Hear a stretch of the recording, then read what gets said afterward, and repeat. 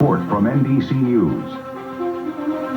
President Clinton's address to the nation on health care and the Republican response. Reporting live from Temple University Hospital in Philadelphia, Pennsylvania, Tom Brokaw and Katie Couric. Good evening, everyone. I am Tom Brokaw here with Katie Couric, and we are at Temple University Hospital tonight because the speech the president is about to make. Massive set of recommendations for the country, which amount to the most far-reaching social reform since the New Deal was put in place in the 1930s. That is, as we have all become familiar, the House chamber, the House and the Senate have gathered together. The President of the Senate, President Pro Tem of the Senate, Vice President Gore is there, along with the Speaker of the House, Tom Foley, and we are awaiting for the doorkeeper to announce the President, who will be escorted in by members of both parties. Britt Hume, our White House correspondent, is with us, of course. Britt, question, are the Clintons excited? I think very much so, Peter, and this speech was still in the works today. It is this president's habit to work on his speeches up until the last minute, and there was worry here at the White House that the speech was up to 90 minutes long in the draft that was being worked on today, and the hope was that as he practiced it, he would cut it down. That is the way he has worked in the past. But look for this speech to go on a bit, because no one can predict how much the president may extemporize.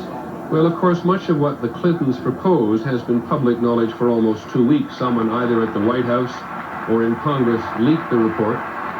There is Mrs. Clinton passing the Surgeon General, Joycelyn Elders, the Vice President's wife, Tipper Gore, and surely familiar to great many Americans, the former Surgeon General under Ronald Reagan, C. Everett Koop, and that is T. Barry Brazelton behind her, one of the country's most noted pediatricians. I think probably there this evening to emphasize the importance that Mrs. Clinton has placed, particularly on prenatal care, on preventive medicine, and there is a great deal about that in her report.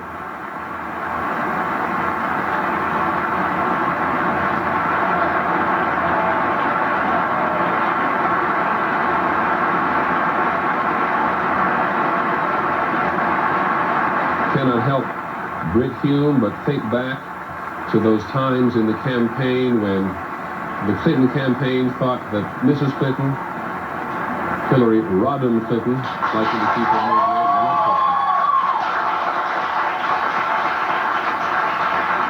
Looking back to that time in the campaign, Britt, when they really tried to keep her under wraps lest they alienate certain segments of the population.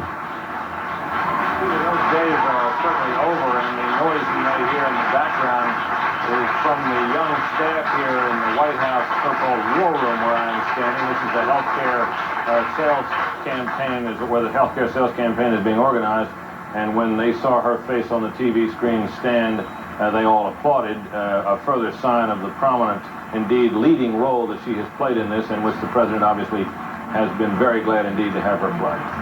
He's, of course, a member of the president's cabinet, but Mrs. Clinton has worked on nothing else since his presidency began. There's Leon Panetta, who's the man who's going to have to answer a great many questions about the cost of this campaign. At any rate, I say Mrs. Clinton has worked on virtually nothing else and took time off only at the time of her father's illness and death. Other than that, she has done nothing else. And in the last several days, last couple of weeks really here in Washington, she has been exhaustively briefing members of Congress and the press. It seems like she's gone almost around the clock, along with Ira Magaziner, her principal deputy on this project, briefing the press and members of Congress on what was going to be in the package. Several hundred members of the Congress signed up to go to what came to be known colloquially as Healthcare University, or Hillary Clinton University. Jackie Judd is with us on Capitol Hill tonight. Jackie, how many congressmen finally did get to attend those briefings? I think probably about 350, Peter, and they were really wowed by Mrs. Clinton. They say that they respect her not only for the obvious reason that she is the First Lady, but she has a very great intellect. And probably more important than anything, what Mrs. Clinton has been able to do is smooth the regular... And you won't be the first correspondent, Jackie, to be lost in the voice of the housekeeper, Mr. Malloy.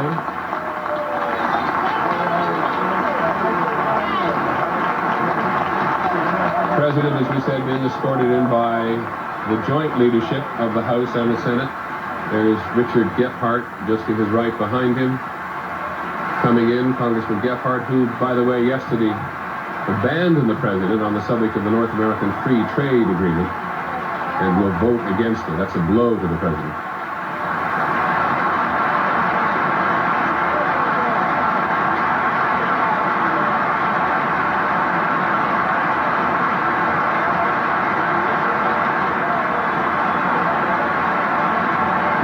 The President's Chief of Staff shaking hands. There's the Attorney General, Janet Reno, Secretary of the Interior, Bruce Babbitt, shaking hands. This is sometimes confusing to those of us who watch it from afar because the applause is on occasion a little difficult to interpret, because sometimes it seems that members of the House and Senate are applauding for things you think they disagree with. Well, this is, of course, is applause for the leader of the country. But there has been, so far, a lot of bipartisanship on this question of health care reform, even though the Republicans will have a vigorous response to the president's proposal later this evening.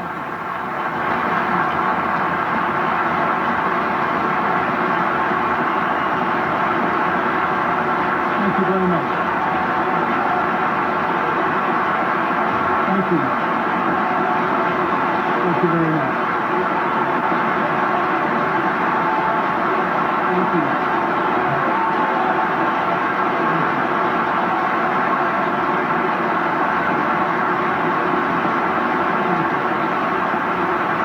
C. Everett Koop, by the way, Surgeon General under President Reagan, has committed himself to President Clinton and to Mrs. Clinton to go out and sell this plan all over the country.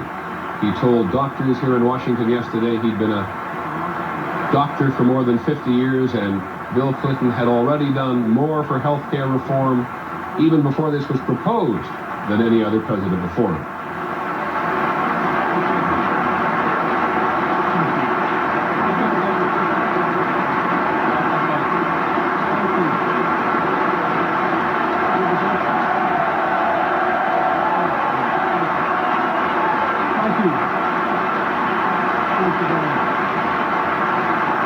Thank you very much. Thank you.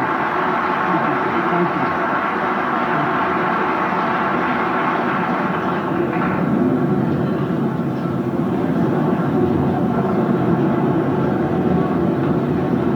Members of Congress, I have the high privilege and distinct honor of presenting to you the President of the United States.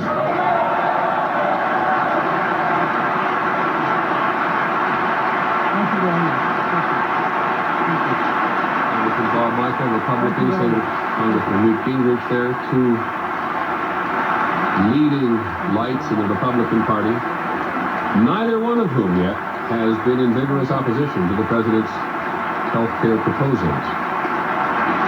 Chairman of the Joint Chiefs, Colin Powell, the new chairman of the Joint Chiefs, has been undergoing confirmation hearings on Capitol Hill only today. Mr. Speaker, Mr. President, members of Congress, distinguished guests, my fellow Americans, before I begin my words tonight, I would like to ask that we all bow in a moment of silent prayer for the memory of those who were killed and those who have been injured in the tragic train accident in Alabama today.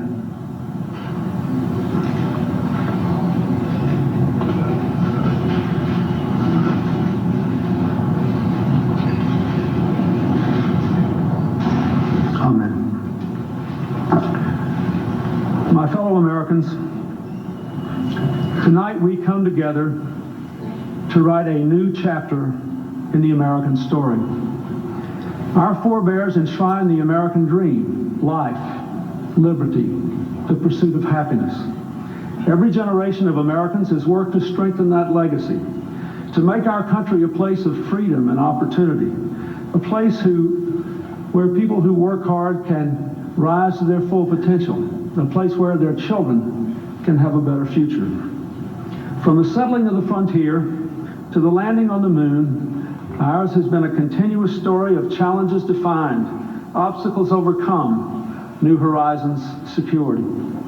That is what makes America what it is, and Americans what we are. Now we are in a time of profound change and opportunity. The end of the Cold War, the information age, the global economy have brought us both opportunity and hope, and strife and uncertainty. Our purpose in this dynamic age must be to make change our friend and not our enemy. To achieve that goal, we must face all our challenges with confidence, with faith, and with discipline.